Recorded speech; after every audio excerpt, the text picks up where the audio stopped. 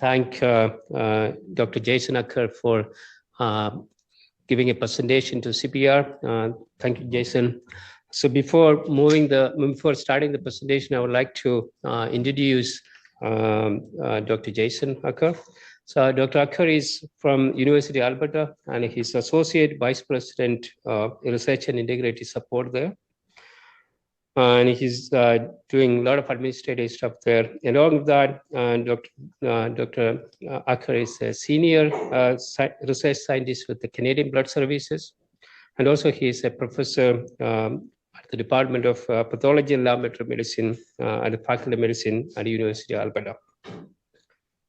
And he is well known in his work on cell preservation, especially cryobiology, and also he has done a significant amount of work on improving kind of how to preserve cells or developing novel preservation methods for cells. And Dr. Acker is a author of about 250 publications and 14 book chapters, and also he holds 12 patents in the area of cell preservation and microfabrication. And he's serving as an associate editor for Transfusion, and also he is a editorial board member of 4 other journals in this area. And also he has given a lot of presentations in many different conferences and other organizations. And currently he's also served as a scientific secretary for International Society of Blood Transfusion, and also he was a past president and fellow of International Society of Cryobiology. And in addition to that, actually, he has a company too, and he is a chief scientific executive officer and founder of Panthera Cryo Solutions. And he may not, I don't know actually whether he is talking about that, but he'll be talking about something related to the unique donors in transfusion. And welcome, Jason, and looking forward to your talk. Great, thanks, Jay, for the introduction, and welcome everyone. My apology, I can't join you today in Vancouver. I did have plans to be in Vancouver, but they fell through because of a variety of emerging things happening here at the University of Alberta. So welcome, and thank you for joining this afternoon's presentation. The title of the presentation is Precision Transfusion, and it seems to be again a common discussion point in the area of transfusions, but I'll give you my perspective on what I mean in terms of where we are with respect to precision transfusion. Mostly speaking about the uniqueness of the blood donors that we have who come in and generously donate their blood to the blood services here in Canada, but also talk briefly just about the recipients and how that factors into how we look at transfusion medicine. So at the onset, I'd just like to lay out again what I hope I will achieve at the end by the end of this presentation. I really would like to challenge many of you who are still traditionally thinking of what's in the bag as being really driven by storage related changes to the blood products that we have in our inventory, and start to think more broadly about the individuals that are donating those products. And what that might mean in terms of the variability that we have in donor factors, the sex, the age, frequency of donation, the ethnicity, the status of the donors as they come in the door at the blood clinic to donate the blood products. I'm going to walk you through sort of a perspective that we're developing here in Edmonton in my research program with Canadian Blood Services around the biological mechanisms that we think might be explaining some of the sex dimorphism that exists in transfusion medicine. And then I'll share a really emerging evidence that's coming out of our lab with respect to the role that this dimorphism has in influencing the subpopulations of red cells, specifically with red cell products, and what that might mean in terms of transfusion outcome. So it's not surprising that this slide shows again all the variation that exists in the people that come in. Maybe perhaps not the young individual in the bottom line. We do have a lower age cutoff in terms of who can donate, but really to represent again the broad diversity of people that donate to blood systems here in Canada, but all around the world. and what that might mean in terms of the biology of the products that they're transfusion that we're receiving for transfusion.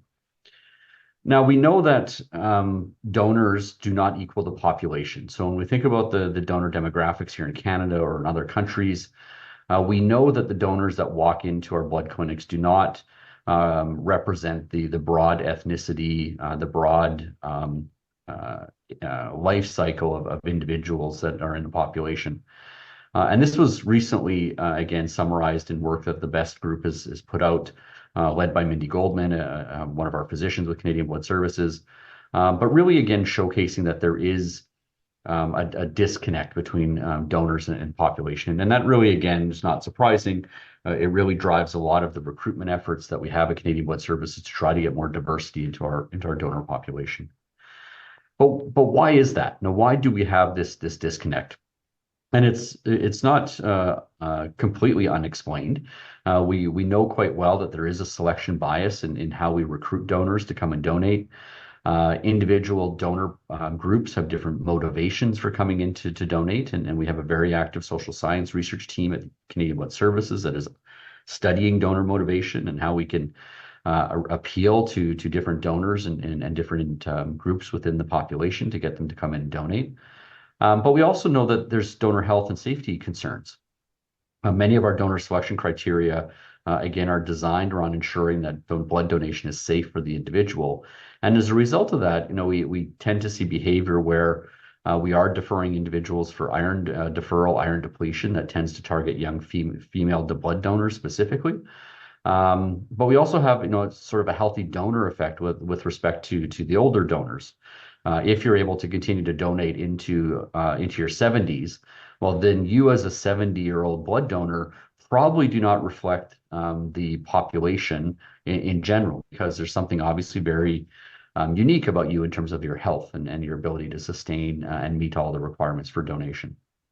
But there's obviously also a recipient safety concern, and many of our donor selection criteria are asking about lifestyle behaviors that may predispose someone to provide a safety risk to a recipient. And that could be everything from tattoos, ear piercing, travel, those sort of things. Those kinds of activities, again, tend to favor certain populations within a demographic, and as a result, we get that donor selection bias. So it's not surprising that we have this diversity. Now, we know from, again, just lab medicine, if you look at establishing normal reference ranges for any of a variety of hematological measures, in this case, hemoglobin, hematocrit, the number of red cells in a blood sample, the RDWs and the immune cell volumes, you'll see that there is a variation by age and by donor sex that is true. It reflects the normal heterogeneous variability that we have in our normal population. A few years ago, we started to look at that in our blood donors, and this was work that was kicked off by Tamir, who was a PhD student at the time with me, and then went on to work with Mark Gladwin as a postdoc before joining Vitalant as a scientist. We were starting to look at sort of the QC data that the blood service generates on a regular frequent basis, and looked simply just at the hemolysis levels. And this was work that we looked at, 28,000 units that had been tested over a period of time for red cell hemolysis at the end of storage. And lo and behold, when we again run the stats and we do the analysis, it's quite clear that there are significant differences between men and women in terms of the hemolysis levels. Women tend to have lower levels of storage hemolysis than males across all the age spectrum that we have in terms of blood donors. But we also, again, this graph refers to a red cell RCF and a WPF, which refers to different manufacturing methods that we use at Canadian Blood Services. And again, showing that there is a relationship between these variables. So this was really a kickstart to what has turned out to be probably a decade of research for our team, trying to now understand not only what causes this, but what might be the implications of this. Some of the early work, again, that we did, I had master students looking at was really the role that blood frequency, the frequency of donation, low intensity donors, 1 time a year, high intensity donors 3 or 4 times a year, what that might mean in terms of hemolysis. And then Tamir, again, did some further work looking at the ethnicity, and this was work in the United States that he led, looking at the role that ethnicity has in a variety of measures of hemolysis. And not surprising, we report significant differences in these groups depending on how we slice and dice the different groups and different factors to really understand what might be driving the observed differences in hemolysis. Early on, we were very interested in what this might mean in terms of recipients. If there is this donor sex dimorphism, what might that mean in terms of recipient outcomes? So there were a number of observational studies. This was one of them that was published in 2016, so a few years ago, that asked the question really, is there any increased risk of certain donor groups getting transfused with blood from a different donor group? And this was observational data. It's subject to some obviously inherent biases, but it was a fairly large study that looked at 30,000 recipients who received over 190,000 red cell transfusions from just over 80,000 unique donors. And what the study showed was that a recipient receiving a red cell concentrate from a young donor, the risk of death was increased compared to receiving a red cell from any other donor age group. And most interestingly was that receiving a red cell unit from a female donor was associated with a risk of death 6% higher for each red cell unit transfused than a male donor. Again, observational data, but was the first real evidence to suggest that there might be something with respect to this donor sex mismatch.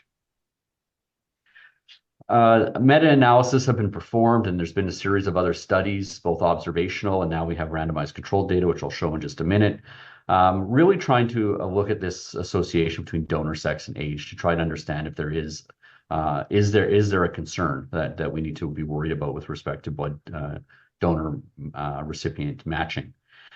In this meta-analysis performed by the McMaster Group, again, they compared the available data, but in the end, really were not able to draw strong conclusions because of the relative low amount of data that's available.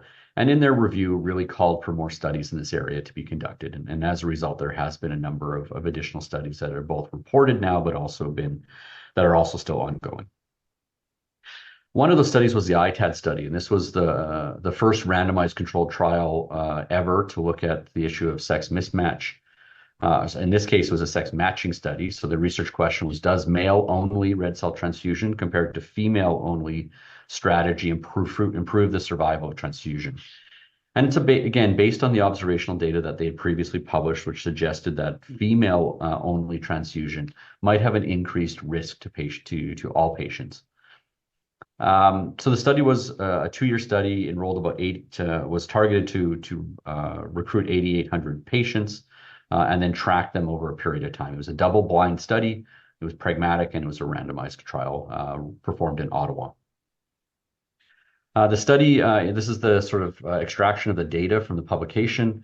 We did, in the end, were able to include 8,700 patients that were randomized to the 2 arms, which meant that patients received either a male-only strategy or a female-only strategy to determine if there was, again, an increased risk.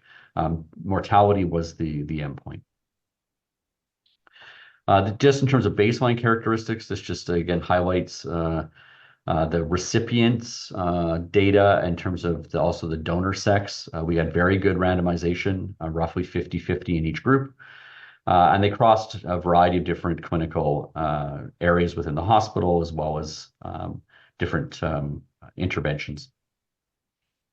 This is the baseline donor characteristics, again, showing that we had, again, broad representation of the blood products that we would expect in a large service like the Ottawa catchment area. The average number of units that each patient received was roughly 5, and the number of units transfused was 5 with a median of 2. Now, this is really what everyone refers to, which was the major finding from the study, which really showed from a survival perspective that a male donor or male-only donor red cell transfusion strategy was not associated with an improved survival compared to a female donor sex red cell transfusion strategy. So it again suggests that limiting or essentially limiting units transfused to only male units would not afford any benefit. But what's often, again, not referenced when people refer to the study is the actual supplemental data. And it's in the supplemental data where you see the subgroup analysis. And this is where you see female recipients that received male-only or female-only products, and the male recipients that received female-only or male-only products. And in this case, there was a statistically significant protective subgroup effect was observed in male recipients who received female donor products, which suggests that in this case, in male recipients, that a female transfusion practice may improve male recipient outcomes. Now, this has been discussed quite a bit in the literature, and obviously was discussed in the manuscript. Now, whether this, again, the study was not designed specifically to ask this question around sex mismatched transfusions. So the conclusions that are drawn need to be interpreted carefully. But what it does tell you is that there may be additional factors here that we need to consider. And as a result, this has motivated a number of other randomized controlled trials to look specifically at these questions, and they're underway right now. So we're still left with this idea of, what is driving this difference between men and women, and is there a sex dimorphism in transfusion? Now, we published a review article a few years ago, which really asked the question, if there is a difference, so we made that assumption, what could be driving that from a biological perspective? What is the potential biological mechanisms? And I'll talk about some of these here today, but I really won't delve into all of them just due to time. But there were three general areas that we surmised might be responsible. One is really related to rheology and oxygen delivery, which I'll discuss extensively for the rest of the presentation. But equally, there could be other factors at play, including disruption and modification of coagulation pathways, and obviously an immune modulation, whether that's driven by extracellular vesicles or other cell receptors that may be at play to result in the effects that may be occurring when we look at sex mismatch transfusion. So I'm going to focus specifically on red cells. The interesting piece of this ongoing work in transfusion is many of the findings that I'm going to be reporting have now recently been confirmed in platelet transfusions, and some of them have also been upheld in plasma transfusions. So there's this idea of sex dimorphism is not restricted to just red cell transfusion. So if we look at the first hypothesis in detail, that really being, does sex influence red cell rheology? We don't have to really go too far to really understand how that might be occurring. We know, again, from hematology that donor age, or in the case of patient age, really affects the ability for bone marrow to generate new red cells through erythropoiesis. So as we get older, our erythropoiesis changes, and as a result, we're producing fewer young red cells, and as a result, the overall age of the biological age of the circulating red cells in our body increases. There obviously is a significant change during our reproductive years that drives a lot of this. Much of this is driven by hormones. And we see that in some of the biological properties that I've just reported on red cell products, but we definitely see it when it comes to, again, the biological age of those cells. Now, the way we can look at this is a variety of ways, and I'll introduce some techniques to do this. But we're not the first to report that young female blood donors will have a younger population of these circulating red cells. And those younger red cells have been shown by others and by us now that they're more deformable. As I've shown, they have less hemolytic propensity. They have a lower density, so we are able to use density as a way of separating the biological age of red cells. But they also express different surface markers on the surface of the red cells that may have and does have very important biological implications. Now, because of this difference in density and deformability, one of the things that has been shown is that the red cells will marginate differently in the vasculature as they're flowing through the blood vessels, and meaning that the proportion of red cells that are in the center of the blood flow versus how they disperse right out to the blood vessel wall will be very different depending on these physical properties, principally deformability, density, and the overall viscosity of the intracellular cytoplasm of the red cell. Now, we've looked at this, but here's data from others who have looked at this. This really, again, highlights the fact that in the top graph, work really looking, at comparison between male and female blood. Female blood had higher viscosity, higher aggregation, lower red cell deformability, lower oxygen delivering index in these products. Male blood compared to the female blood had these characteristics. And then other studies that have looked at actually transfusion outcomes data, particularly hemoglobin increments, have shown that this donor sex, but also manufacturing and recipient sex combine to really account for the increments that occur after transfusion. Some of this is driven simply by a dose effect. We know that whole blood products collected from young female donors have less hemoglobin, and as a result, the final concentration of hemoglobin and the overall hematocrit of those red cell units from female donors is lower. So a male recipient getting a unit from a female donor is getting less hemoglobin, less red cells. Their dose is lower, so that could explain the differences in hematocrit. But it doesn't completely explain all of the effects that have been reported. We've seen this as well, comparing, again, data from both Australia and Canada, where we looked at hemolysis across age. Again, this recapitulates work that I've just previously shown, that hemolysis increases with age, but there is a significant difference between males and females having lower hemolysis, males having a higher hemolysis. Interestingly, the Australians, who use a very similar manufacturing method as Canada, have also higher levels of hemolysis. So, is this partly driven by the population or partly driven by the manufacturing? To be determined, but it's an interesting observation. We've also shown that the pre-donation hemoglobin also changes with age. Not surprisingly, men's pre-donation hemoglobin goes down. Females stay relatively flat, but around menopause, there's a slight increase in overall hemoglobin. And that this translates into differences in the density ratios of the red cells.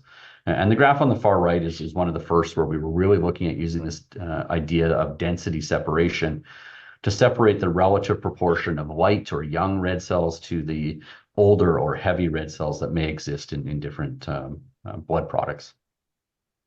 Now, we took this idea and really accelerated this work because we were very interested in understanding the biology of these young versus old red cells.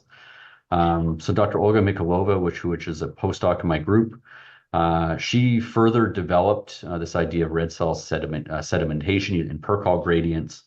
Initially, a single density gradient to look at separating those young and old, and then separating them and storing them and looking what happens to the hemolysis of those different products or the deformability, in this case, rigidity I'm showing on the bottom right graph, as a function of storage time. And what you have here is the actual units collected from male and female red cell products. You have the unseparated red cells. You have the young red cell fraction or the less dense fraction. You have the older red cell fraction or the heavier fraction. And what you see is not surprisingly that there are differences in the hemolysis, and there's differences in the deformability between those products, particularly with respect to the deformability of female and male products as they age in vitro. Now, Olga, in that same transfusion article, went on to do some work with our colleagues down in Denver, Angelo D'Alessandro, looking at omics studies, as well as looking at developing imaging flow cytometry and automated AI tools to classify and differentiate red cell morphology into different categories, like we would do in the optically with a microscope. And here she shows, again, not surprisingly, that there are marked differences between young and old red cells in terms of their metabolomic profiles. Here we're just picking two, for example. But if you want to see the full data set, it's available in the manuscript. But also showing again that depending on red cells versus unseparated, the young and the older red cells have very different morphological properties. In this case, the morphology index, which reflects again the biological aging of those products after they are collected and stored for 7 days, or after they're collected and stored for 28 days. So not only are the red cells aging differently, but their metabolism is very different as well. Now, we've continued to explore this, and one of the studies that I'll want to highlight is work that we've done with Tamir and a large group of other blood services from around the world through the Biomedical Excellence for Safer Transfusion Consortium. This work was highlighted just last fall in an issue in Transfusion, looking at, again, how blood donor age might be influencing the quality characteristics of the red cells. So I'm going to show the data on the red cell populations first, and then I'll get into the subpopulation analysis that we've just recently had accepted for publication. So in terms of donor characteristics in this study, what we did is we really wanted to evaluate the extremes. So we looked at donors that were younger donors. So in the United States, you can be as young as 16 and start to donate. Here in Canada, again, we have our higher limit, but generally the age of the teenage blood donors that were enrolled in this study were either 16 to 18. And then we looked at sort of the age extreme. We looked at those older blood donors. These are all healthy blood donors. They all passed normal blood donation screening. They were actually products that were collected for transfusion. And in this case, the average age was upwards of 78 to 79 for units collected in Denver and here at Canadian Blood Services, but slightly lower for units that were collected by Héma-Québec in Quebec. In addition to the age, we're also reporting here the pre-donation plasma ferritins, because there's obviously a concern around the anemia status of the blood donors at the time of donation. Not surprising, as the data shows here, female blood donors, particularly the female teenage blood donors, have very low ferritin levels relative to their male counterparts. And similarly, if the older female blood donors, that low ferritin, that anemia stays low, again, indicating the fact that this isn't just limited to young female teenage blood donors, but this gap also exists right through the blood donors as they age and continue to donate. One of the areas that we were interested in for a variety of reasons is the susceptibility of these red cells to oxidative hemolysis. Now, what this assay does is it challenges the red cells with an oxidative stress and then measures the amount of hemolysis that induces, with the idea that healthier red cells or red cells with more robust metabolic machinery are able to tolerate that oxidative stress more readily, and as a result, don't hemolyze as much. And in this study, we show data from all three of the blood systems, Vitalant at the top, Canadian Blood Services in the middle, and Héma-Québec at the bottom. And we measured the amount of oxidative hemolysis as a function of storage out to 6 weeks, the normal storage period. And the solid circles are the teenage donors, and the open squares are the older donors. And quite clearly, you can see the difference between the groups in terms of the susceptibility of these particularly the younger male donors, are being more susceptible to oxidative hemolysis, even as early as the first week of storage. This study measured a variety of other things, and if you're interested, you can go back to the publication. But one of the things I want to highlight, at least here, was we were also interested in the bioactivity of the supernatants from those stored red cells. And what we measured was a variety of different markers. Here I'm reporting IL-6 and CD31 expression on the endothelial cells that were exposed to the supernatants from these stored red cells.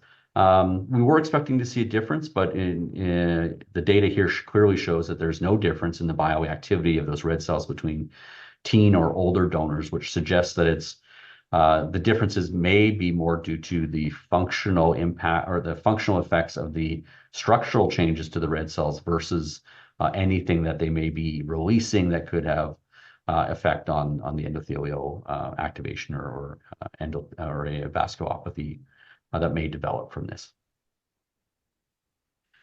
We've continued this from that same cohort of samples. We expanded the kind of analysis that we wanted to do to beyond the conventional in vitro tests that we normally do to look at red cell quality, to start to look at now this idea of red cell subpopulations. So this is the first of a series of 4 manuscripts that are coming out, looking at the effect of the storage and donor age and sex on the red cell subpopulations. So we evolved our techniques to separate these cells, and what Olga was able to quite clearly develop for us was a protocol where we're able to look at what the estimated median density of the red cells in that sample is. And the way that we do this is we take the red cells and we centrifuge them over a Percol gradient or a series of Percol gradients and get different separation. And then we quantify the proportion of red cells in each of those separations. And by doing this over a range of Percol densities, what we're able to do is determine the estimated median density based on the density where 50% of the red cells in that sample are above and 50% would be below. It's a theoretical calculation. It's based on the data as you see on the bottom right there, where we would actually calculate it. But it allows us to compare now donors to each other. So instead of aggregating by class, male, female, sex, we're actually able to compare each donor individually and look at characteristics across different populations. What it also does for us quite nicely is allows us to dial in and collect, as shown on the left-hand side, specific populations of red cells to study. So we can actually make sure that if we are looking at old red cells, however we define that, we're able to define that now based on density proportion versus just the density. So if we want the 10% oldest cells in a sample, we can design that and dial into that, so we can make sure that we're taking the 10% of the oldest red cells in donor A and the 10% of the oldest red cells in donor B, understanding that may require 2 different density gradients to separate those. So what we've done in a series of papers now is started to describe the data that we see from these samples that we're able to separate and store. So this is the first paper that's out. We have 2 more, as I've mentioned, that are very close to being accepted. This one specifically looked at the red cell quality characteristics using a variety of measures, and then we're dialing into that in the next two manuscripts. What you see here is the hemolysis. So I'll just orientate you to the graphs. We have the unseparated, the U red cells or the unseparated red cell samples. So this would be the hemolysis level in the teen donors as a function of days of storage up to 6 weeks versus the senior donors. Not surprisingly, on the top left figure there, hemolysis increases with storage time. That's what we would expect. But then when we look at separating by male and female, again, females have lower overall storage hemolysis than the males. This is all for unseparated, and the hematocrits are reflected below. So in the unseparated samples, males possess elevated hematocrits and significantly higher propensity to hemolysis, which is what absolutely we would have expected. So this aligns with work that we previously published. Now, the interesting piece is when we start to look at some of the other assays, and I'll show just two of them here today, but if you want to look for more of the data, this publication is now available online. In the case of oxidative hemolysis, what we're showing in these violin plots is, again, now the unseparated in green, the young red cells in purple, and the old red cells in pink. And then as we move to the top right graph, we look at the unseparated now as a function of teenage males, teenage females, senior male donors, or senior female donors. And that's further then broken down to looking at those young red cell populations or those old red cell populations. So what this data tells us, though, is that the old red cells, not surprising, exhibit higher levels of oxidative hemolysis throughout the storage. But that amount of oxidative hemolysis is age and sex dependent, which is interesting. It tells us that, again, not all of this old red cells in teenage or senior donors are the same. One of the other measures that we measured in this study was the oxygen affinity. So now we're measuring the ability for those red cells to carry oxygen. We use the P50 or the 50% saturation of hemoglobin as a measure of the oxygen affinity of these red cells. And similarly, as I've laid out in the previous graph, we have unseparated young and old in the top left. And then we break it up into the three groups, the unseparated, the young red cells, or the old red cells by teenage male or female, or senior male or female. And the takeaway from this is that hemoglobin oxygen affinity of the density separated red cells throughout storage is most significantly influenced by the donor age. So age of the donor becomes important. Now, this likely links to some of the other data. It does link to the data that I previously described around the ferritin levels, the hemoglobin, mean hemoglobin concentration of these red cells directly influences the ability for these individual red cells in these subpopulations to carry oxygen.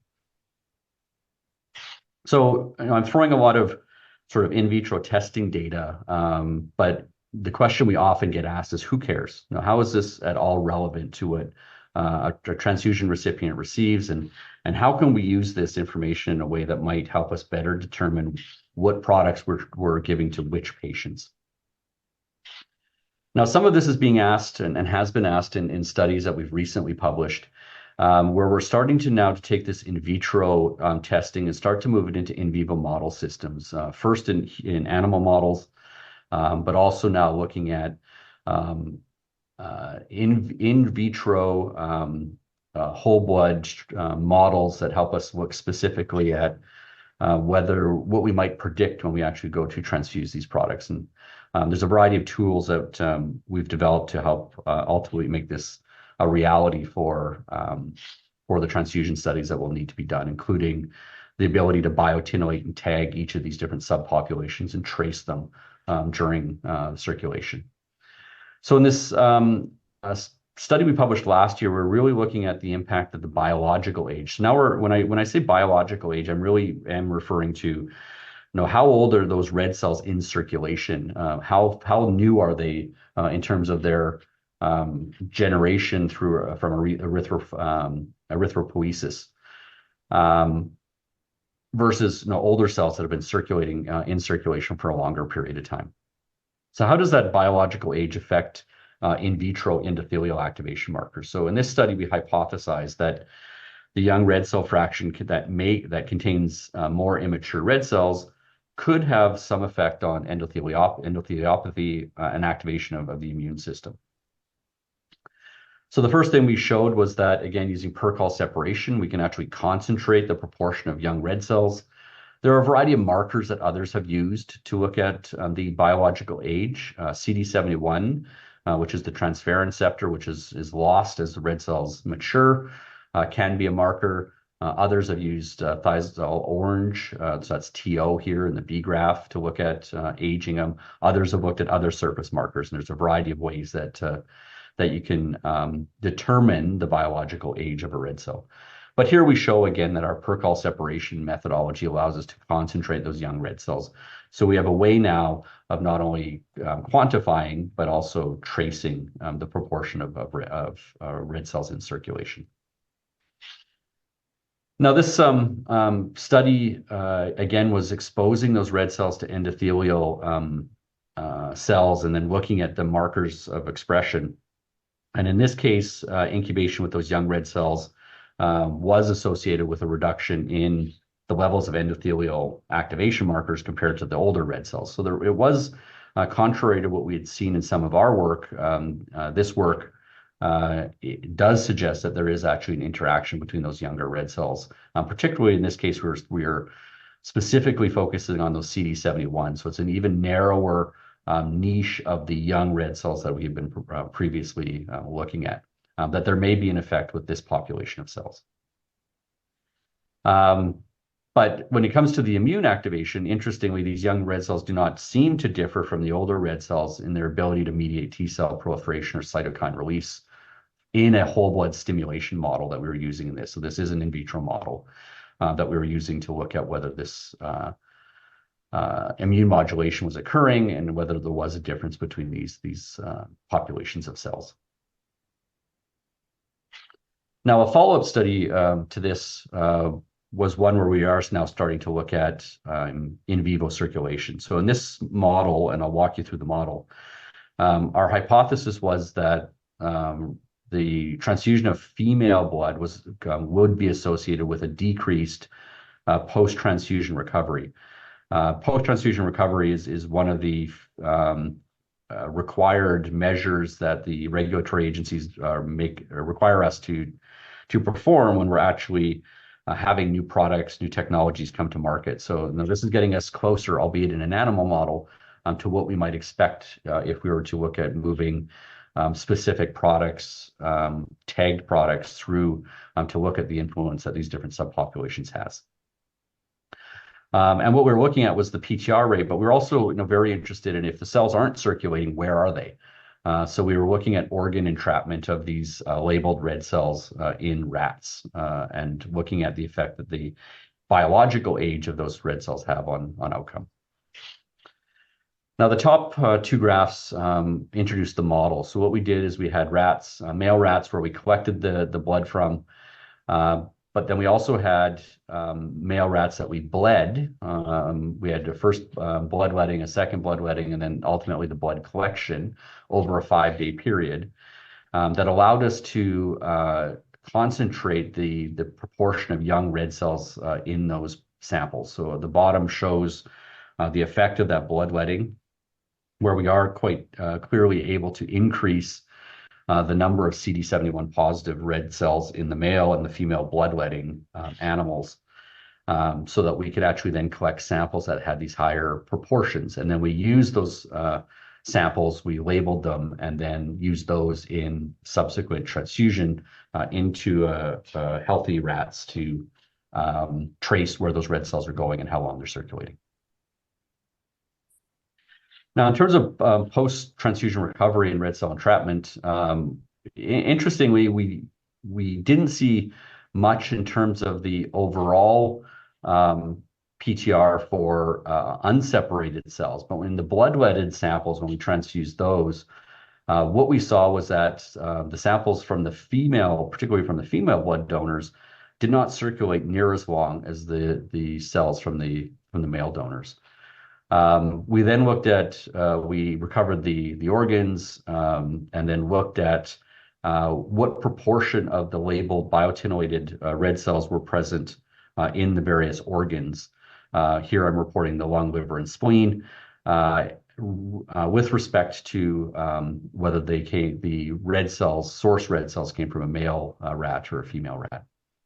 And what we were able to conclude was that the receipt of female blood enriched for the younger red cells, so these are the ones that underwent the bloodletting, was associated with a lower PTR compared to the receipt of male blood, and that also then resulted in an increased entrapment of donor organs, donor red cells in organs, irrespective of the age of the biological age. So it's telling us that these younger red cells and the proportions that they may exist in a sample are not circulating the same as the older red cells might. So going back to the in vitro testing that we've been doing, trying to explain then why that might be the case. Now, I've been talking a little bit about CD71, so I want to just provide a little bit of a few slides just on some of the additional work that we've been really looking at the role that CD71 erythroid cells have in all of this. And if you're not familiar with CD71 erythroid cells, these are really a very niche subpopulation of CD71 positive, CD235 positive. So they are erythroid, so we call them CECs, affectionately in our group. But these CECs have been shown to have very interesting immunosuppressive roles in a variety of different model systems. So we're interested in understanding, how these, if we now have shown that there is a higher proportion of these younger red cells that express this marker, what might that mean in blood products from young female donors, particularly that may have higher proportions of these young CD71. And I misspoke, younger donors generally, because we see this higher proportion also in young male donors as well.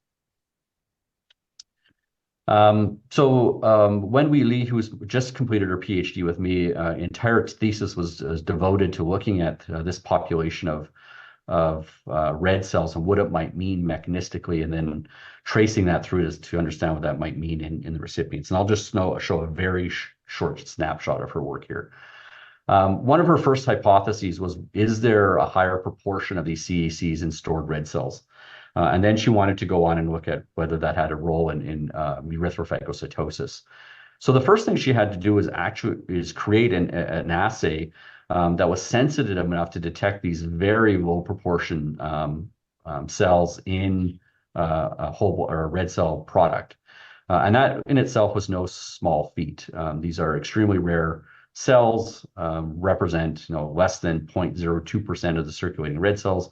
So how do you develop an assay and validate that it is sensitive enough and specific enough and would allow you to actually perform this over a variety of samples? So it took her quite a period of time to develop that assay, but in the end, we had pretty good confidence in the analytical performance of this so that she could then go on and look at comparing red cell products from male donors and red cell products from female donors. And originally it was predicted that the female products would have more CECs, but in the end, what we see is from a percentage wise, there's actually more CECs in male products, particularly from young male donors, than there is from young female donors. So that in itself is very interesting and speaks to, again, the complexity of erythropoiesis in young blood donors. But then she wanted to go on and look at, can we actually understand what these cells might mean in terms of the interaction with monocytes, with the hypothesis that these CD71 cells, which are known not to survive very long, why don't they survive very long, and do they have an interaction with the monocyte system? So she took it upon herself to take what we would normally do in the transfusion lab with a monolayer monocyte assay and convert that into a suspension assay where she could then look at the phagocytosis of these labeled CD71 positive red cells with monocytes and do it in a way that we can have high confidence that we are seeing erythrophagocytosis. So this is just a snapshot of really her general approach, using a variety of staining techniques and labeling techniques and imaging flow cytometry to trace the erythrophagocytosis that is occurring in suspension when we mix these different populations together. And again, it took her some time to work through the assay and develop the assay, but we now have a way to look at specifically whether those monocytes are truly phagocytosing these CECs. And what you see on the bottom here is the CD71 positive cells, and what you see on the top is controls, where we opsonize those red cells to help drive the erythrophagocytosis of those opsonized red cells. So in this study, in her work, there's a variety of different interesting observations. I'll highlight some of them here. One of the first observations that she made was that these CECs do actually increase the phagocytosis index of the monocytes. So the red cell phagocytosis on the left, in terms of non-opsonized O red cells and the non-opsonized CD71 cells. Again, I'm not showing all the controls here, but again, demonstrating that these CD71 cells are prevalent, or phagocytosis is prevalent when they're present. But she was also then interested in what does that mean in terms of the release of iron, specifically as those red cells are broken down in the monocyte and recycled. So measuring the relationship between erythrophagocytosis and red cell lysis and release of iron. And again, showed quite nicely that with more phagocytosis, you get more release of iron and hemolysis from that. She did again a fairly elegant study to look at then demonstrating that there is a dose effect here. So the more CD71 cells you have present, the more phagocytosis you're going to see. So it is a dose effect. and that it is specifically driven by the CD71 and not the non-CD71 cells present. So it really is specific to those red cells that have that marker. And then, as I mentioned, again, showing that there is a dose response between that phagocytosis. More phagocytosis means more release of iron and red cell hemolysis that occurs.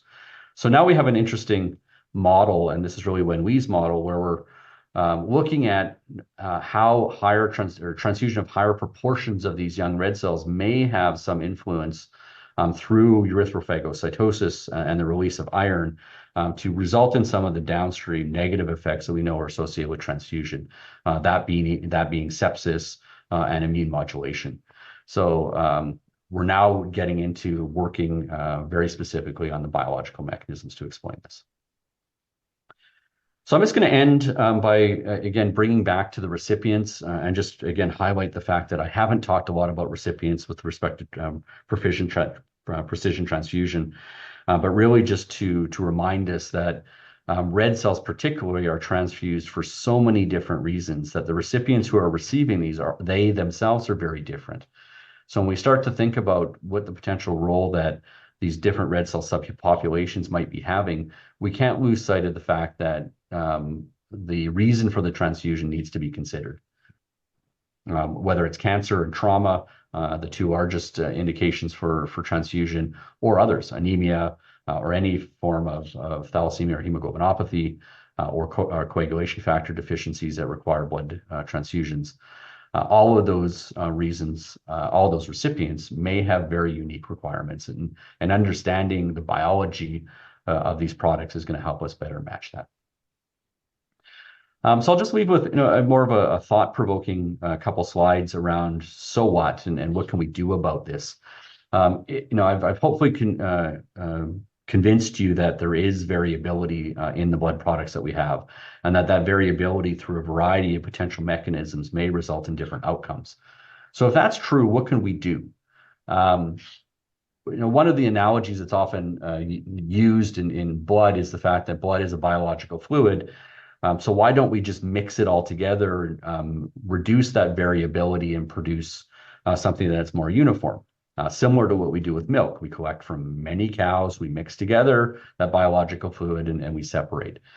Well, that is not unlike what we do for plasma, particularly for a lot of our plasma-derived protein products, where we're collecting plasma from tens of thousands of donors. We're reducing or eliminating that donor variability and producing something more consistent. We do that with pooled platelets. We pool platelets from a number of donors and produce the pooled platelet product. Could we do something with red cells?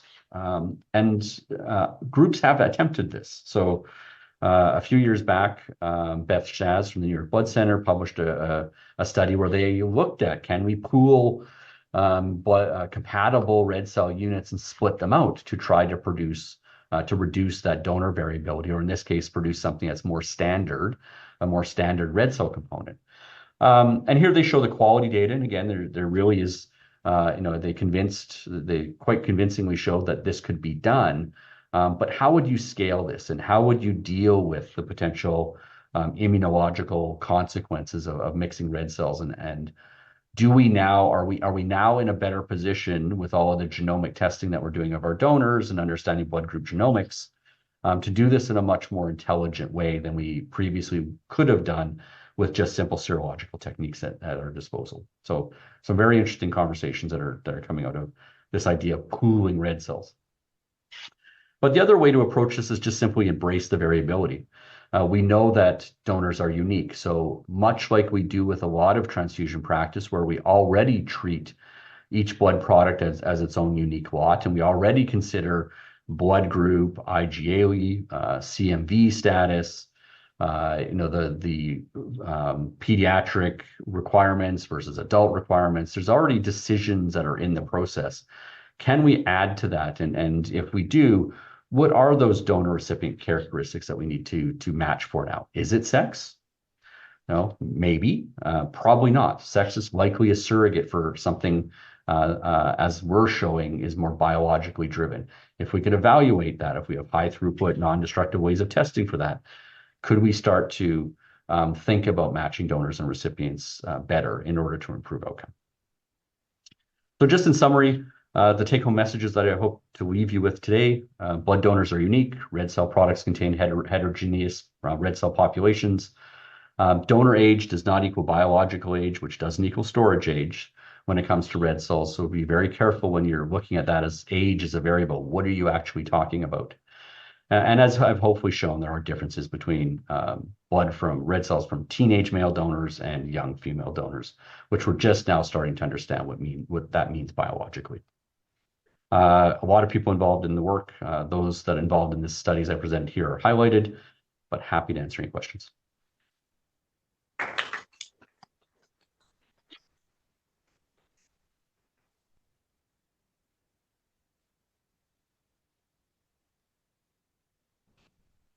Questions from the audience? Please be. Okay. Can you hear me okay? I can, yeah. All right. Thanks for the great talk. I'm wondering if you've thought about, or if there's any literature out there about what happens if you take red blood cells from a young person and transfuse an older person, right? Like independent of sex. Like, is there some difference in, the red blood cells, their endothelium, and those sorts of things? Again, based on the work that we're doing right now, yes, absolutely. We would expect differences. No, are those differences better? No, there is, again, there's been a large amount of media, and there's a large number of practices, particularly in California, where you have young blood donors who are donating blood products, plasma products, to be transfused into older donors with this idea that that's going to be the elixir of life. It's going to allow for extension. It's not that simple. It really, the populations of red cells that exist in those donors is going to be very different. And as a result, you need to factor that in.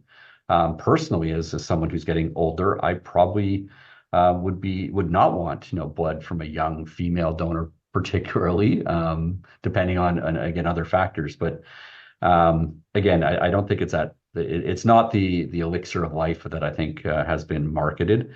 It's a lot more complicated than that. Okay, thank you. But yeah, good question.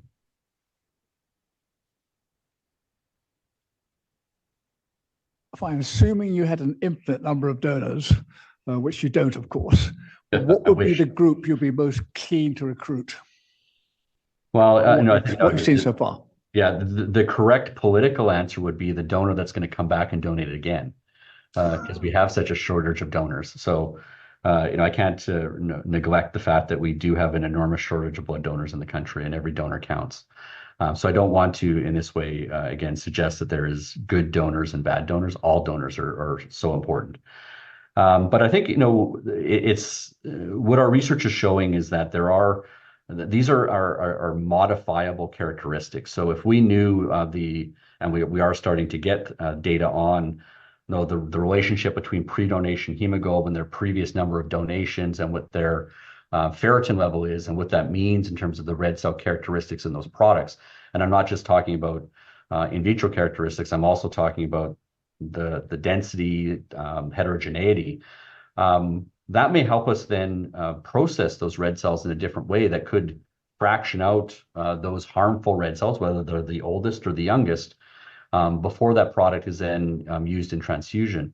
So knowing all of these pieces of data, potentially allows us to really do some smart donor selection, manufacturing, and then it may also mean that some of those donors we can store beyond 42 days because they have, they're going to store because of the biological characteristics better, or they're not going to store as long. So you get that custom shelf life. All of that is, again, being driven by the data sets that we're creating. So I think we're just cracking the nut now of having that kind of knowledge that we can now put into the AI machine learning algorithms to kick some things out for us to test. Thank you.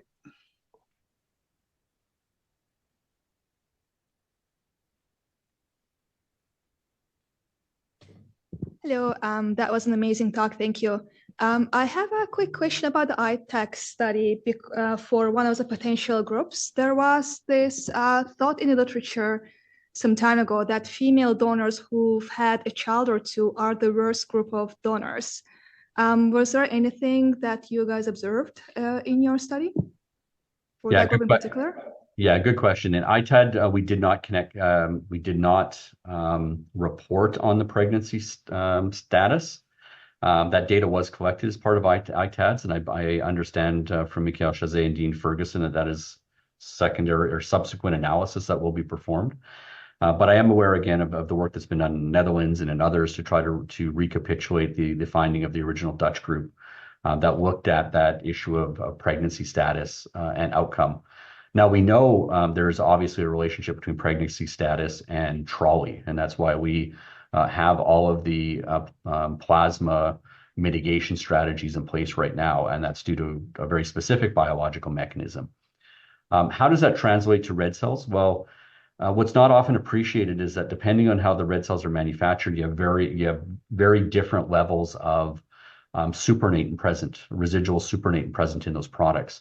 Now, is the effect that has been reported specific to the country and the method of manufacturing that they use that results in this different level of supernatant that's being seen in other groups, like the Scandat group that's also run this study?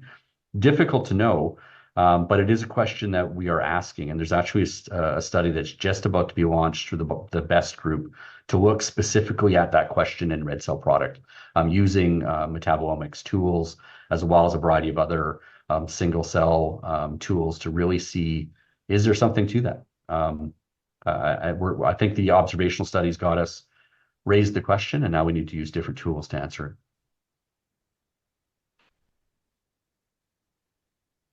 I have one last question, Jason. So you studied kind of the red cells from the different male donors and female donors, but is there any data available for different blood types? Is there any correlation for different blood types? Because those, it could be an important factor too, because there is some studies relating the coagulation factors, or in the COVID too, actually some blood donors are protected or kind of like more prone to infection. Is there anything available that?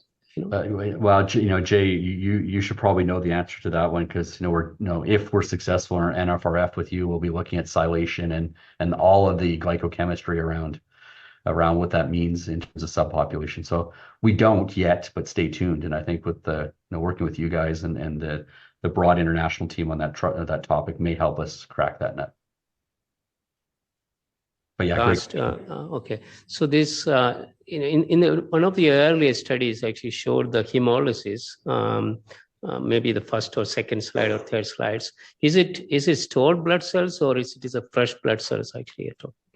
Yeah, that was all storage data, because it was all derived from Canadian Blood Services, and then I showed the Australian Red Cross quality control data. So the only time we measure hemolysis in red cells at Canadian Blood Services is after they've expired or at the day of expiry.